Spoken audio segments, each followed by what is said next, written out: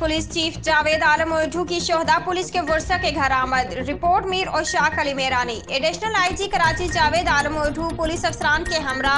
फराइज की अंजामदही के दौरान जाम शहादत पाने वाले 6 शोहदा पुलिस को ईद उल फितर के मौका पर याद रखते हुए उनके घरों पर वर्षा से मुलाकात के लिए Orangi town, new Town police lines और प्रेरी पुलिस लाइंस पहुंच गए। कराची पुलिस के बहादुर शहीदों के नाम जेल हैं: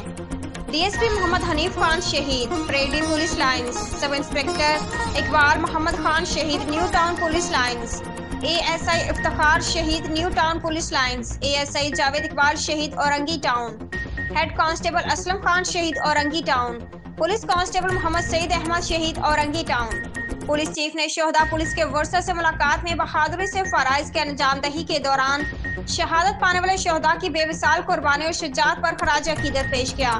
और कहा कि पुलिस के शोहदा हमारा फख्र हैं। पुलिस चीफ ने शोहदा के वर्षा को तोहफे पेश किया और हर मुमकिन ताउन का यकीन दिलाया और कहा कि शोहदा की कुर्बानी को कभी फरामोश नहीं किया जा सकता, जबकि महकमा पुलिस गम की इस घड़ी में हमेशा वर्षा के साथ है।